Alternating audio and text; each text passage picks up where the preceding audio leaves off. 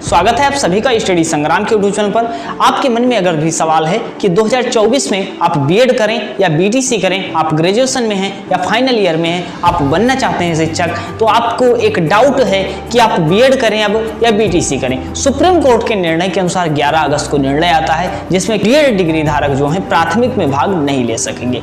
अब ये ऐसा निर्णय अभी हुआ, एनसीटी की गजट को रद्द किया गया। अब एक सभी के मन में सवाल है कि क्या करें, बीएड का भविष्य होगा या बीटीसी का भविष्य होगा। तो इन सब के बारे में बात करने वाले हैं और बाकी चर्चा भी करने वाले हैं। अगर बात करते हैं सर बीएड की और बीटीसी की, तो बीएड बीटीसी जैसे पहले 2015 के पहले जो होता था 1 साल का बीएड होता था, उसके बाद 2 साल का बीएड होने लगा, 2 साल का बीएड होने लगा और लोग करने लगे। 2018 में एक और लग गया कि प्राथमिक में भी एलिजिबल होंगे। 2018 में बीएड डिग्री धारक प्राथमिक में एलिजिबल हो जाते हैं, एनसीटी का गजट आता है और प्राथमिक में शिक्षक भी नियुक्त होते हैं 69,000 वैकेंसी में और लोग नौकरी भी कर रहे हैं। लेकिन अब जो 11 अगस्त को निर्णय आता है उसमें बीएड डिग्री धारक जो एनसीटी के बजट को जो लेकर के बीएड करते हैं उनके लिए एक अन्याय होता है। एक अन्याय माना जाए कि हाँ, वह लोग जो बीएड किए हैं वो प्राथमिक में एलिजिबल नहीं होंगे, उन्होंने एनसीटी की गजट के आधार पर किया था। अब ये सब सारे मुद्दे अभी तक हुए। अब क्या 2024 में क्या करना? 2024 की अगर बात करते हैं, आप चाहे उत्तर प्रदेश से हो, चाहे बिहार से हो, किसी भी राज्य के भारत से हो, जैसा कि आप वैकेंसी का फेज देख ही रहे हैं कि वैकेंसी किसी भी राज्य में हो बड़ी लेट लपेट आ रही है।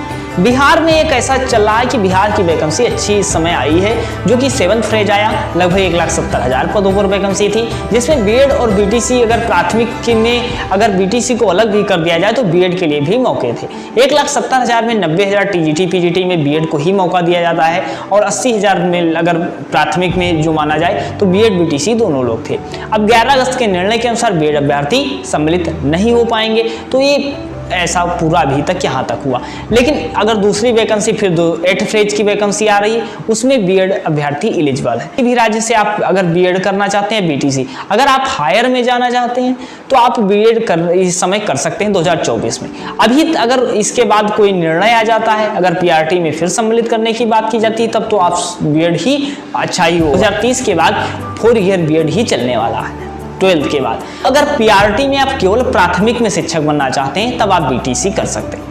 आप बीटीसी कर सकते हैं केवल प्राथमिक में अगर शिक्षक बनने का उद्देश्य। 2024 में आप क्या कर सकते हैं? बीटीसी कर सकते हैं। 2024 में अगर आप हायर में जाना चाहते हैं तो आप बीएड कर लीजिए। बीएड करने में जैसे आप देख रहे हैं बिहार में मौका मिला, इसी तरह अगर यूपी में वैकेंसी आएगी तो मौका तो इतना ही मिलने वाला है जितना बिहार में मौका मिला, लगभग इतने ही पद यूपी में भी खाली हैं, तो मौका तो बराबर मिलने वाला है। केवल दिक्कत कहाँ होती है? अगर सरकार कंटिन्यू वैकेंसी अपनी निकालती रहे। अगर सरकार वैकेंसी निकालती रहे बराबर पद मिलने वाले।